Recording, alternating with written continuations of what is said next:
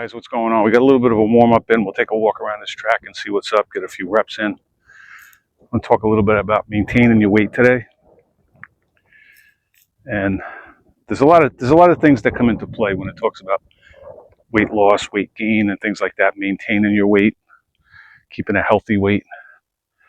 But if we looked at it, say like an octopus, the head of that octopus is always going to be what's going into your mouth. And there's a lot of other pieces, and those are, the tentacles, if you will, right? They're branching off from the head of the octopus. But first and foremost, it's always going to be what's going in our mouths. And, today with all this junk food and the ease of access with the DoorDash and the junk food and the fast food restaurants, the drive-through windows and things like that, we're addicted, and it's there. It's easily accessible, and we do it. We eat it. The average guy today, they say, eats 500 to 600 calories more than the average guy did back in the 1970s. That's a massive amount of calories when you add it up. You look at it, because you talk about compound interest over time. It just keeps adding up and multiplying. And you wonder why everybody's overweight. You wonder why the average guy today weighs, on average, 30 to 35 pounds more than he did back in the 1960s. All this mindless eating and just putting stuff in our mouth throughout the day. We do it out of habit. We do it because it is somewhat of an addiction. And we say it all the time, this stuff that they make, this stuff that they sell us, it's made to be addictive. It's made to keep us eating, and we keep doing it. You talk about the calories and calories in this food. And again, they're empty calories. There's no nutrition to be had. I was looking the other day online, and I added up the calories on a Big Mac meal. You go to McDonald's and get a Big Mac, large French fries, a large Coke, and one of those ice cream flurry, whatever they call them, Oreo cookie things. It's 2,000 calories, just shy of 2,000 calories. And that's well over 65% carbohydrates. Those French fries are just soaked in canola oil and soybean oil. Nothing good. It's absolutely nothing good. But you look at that, that's, if you go there for lunch and eat that, and a lot of people do, you just took in 2,000 empty calories. And tell me how many people are going to go do that and not eat anything else for the day. So when you really think about it, the amount of calories that we're taking in and not even realizing it is really astronomical.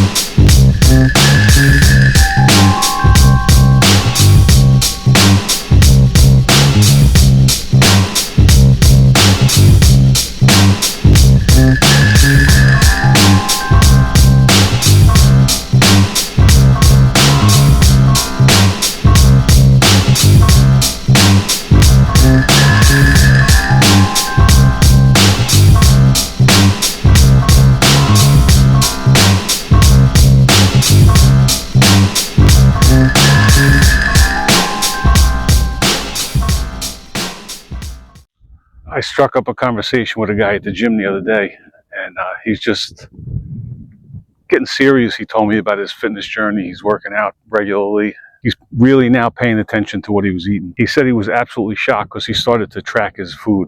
He grossly, and most people do, grossly overestimate the amount that you're eating every day, the amount of calories.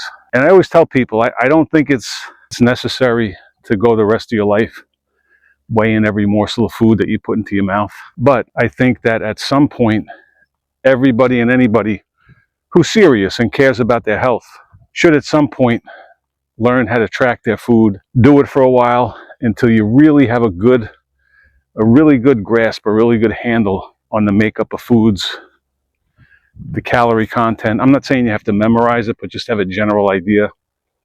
of what's in the food. Again, the amount of calories, what the protein and relative fat content, the carb content, how much sugar is in this, how much sugar is in that. And it really is eye-opening. It really is. I did it myself years back. And I was clueless when it came to that. And, it really does work if you have a goal in mind. They say knowledge is power, right? It's really not unless you use it, right?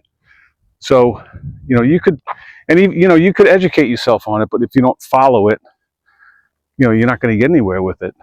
For instance, if you have a specific goal, if it is to gain weight, some guys want to bulk, and a lot of guys, when you talk to these young guys, they'll say, I'm on a bulk, right? Basically what that means is I really don't want to track. I don't care what I'm eating. I just want to ram food down my throat whenever I want, under the guise of trying to build muscle. But there really is a formula to do it. And I'm not saying that the formula works 100% for everybody. You have to tweak it, but there's general starting points. If you want to, let's say you wanted to lose some weight, I always suggest, you want to have a macronutrient ratio, a breakdown of the macros that you put in. First and foremost, you want to estimate how much how many total calories you're going to eat, and then you want to know the breakdown of those calories, right?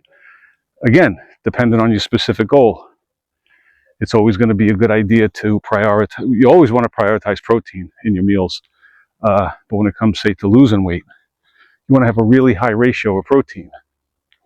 You talk about the thermic effect of food when it comes to protein. So for a lot of reasons, but you want your protein to be about 50% of your calories when you're losing weight. Conversely, and I say this if you're a relatively healthy person, if you legitimately are looking to work out and put on muscle and bulk, if you really want to bulk, and I'm not talking about ramming, Big Macs down your throat, whenever you feel like it. You'd want to tweak your calories. Of course, you want to figure out what would be a calorie surplus for you. Follow that.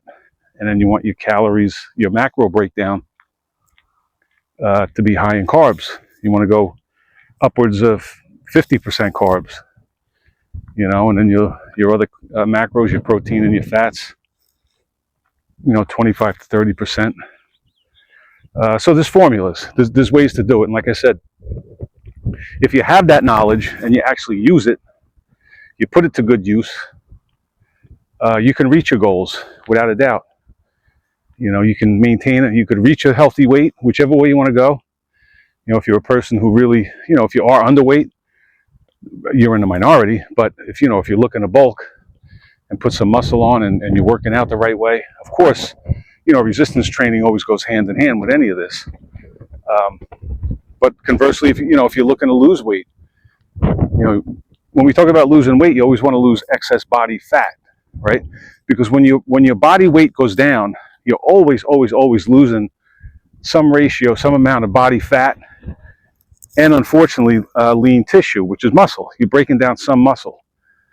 And, I just mentioned about prioritizing protein when you're losing weight. That's probably the biggest reason why you want to do that, because you want to maintain that whatever muscle mass you do have.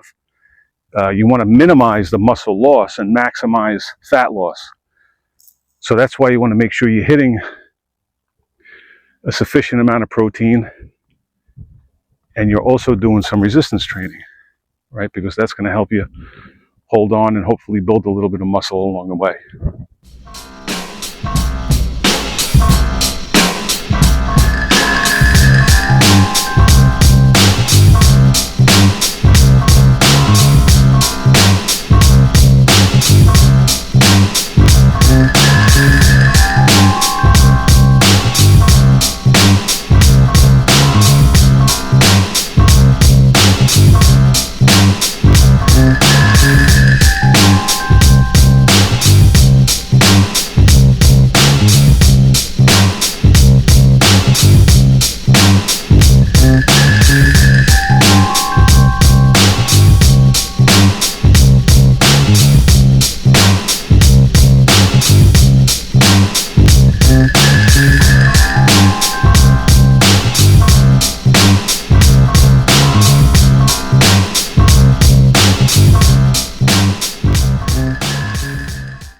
So you have to learn what the best food. That's why I go back to tracking. You know what I mean? You see the micro and macronutrient content of each food.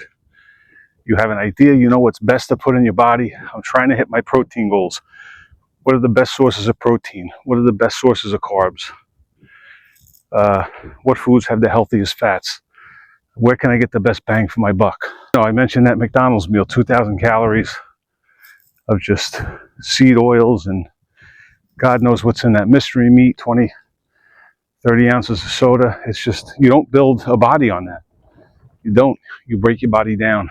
You inflame your body. You get tired. You get sick. It destroys your body. And that's not an overstatement. It literally destroys your body. So you have to learn what the best foods are. Again, where you're going to get the most bang for your buck, according to your goals. I said before, it's the food is always ground zero, is the head of the octopus. But when we put that stuff in our mouth, when we put it into our bodies, it affects a lot of other things. And our hormones play a huge part in the way our body operates. And this stuff does affect your hormones. I talked about the insulin. That's the big bully on the block is the insulin. But then you have the leptin, the ghrelin, the hunger hormone. You have your cortisol, the stress hormone. And this stuff does affect it. So you want to put the cleanest food that you can possibly put into your mouth as often as you can. You're not going to be 100%. Never try to be. But if you can do 70 to 75%, you're going to be so far ahead of the curve. Your body's going to love you for it. Your mind is going to love you for it because it does affect your mood. It affects everything about your mental health, your physical health, your emotional health. You feel it all. It's going to affect everything. And when it comes to what you're going to put in your mouth, it's always going to be whole foods. The realest, wholest food you could find, right? Stuff that doesn't have an ingredient list, stuff that doesn't last on a shelf for 3 years, right? It's going to be the basics, guys, the fundamentals, the staples. Good meat, whether it be chicken or turkey or some lean beef, some fish, some type of white fish or sardines. I'm a big fan of the sardines. Any type of fish. Some shrimp. I prefer the wild caught.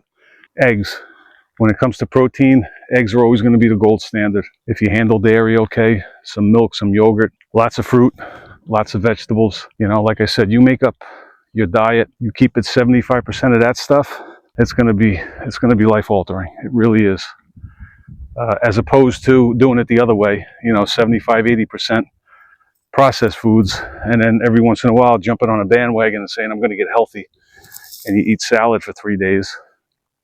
And usually it's not even a healthy salad because, just because you see lettuce on the plate, you equate that with health. You throw some lettuce and tomatoes, but God only knows what else you're putting on there. You're going to douse it with ranch dressing that's made out of soybean oil, and God only knows how much sugar and whatever other ingredients, that bottled dressing that they give you. That's it, guys. Track your food for a while. Learn what's in your food. Learn what's going in your mouth. Your health is the most precious commodity on earth. There's no reason why you shouldn't be taking care of it. If you go out and buy a new car, you certainly make sure you do the right things with the new car. You put the right gas in your car. You maintain your car. You take care of it. You wax it. You polish it. You do what you have to do. Your car breaks down. You bring it to the mechanic. You get it fixed. It's a different story when your body starts breaking down. So give that some thought, guys. Appreciate you taking this walk with me today. Eat right, track your food, learn what's going in your mouth, keep yourself safe, get some reps in, and I'll talk to you guys in the next one. Thanks, guys.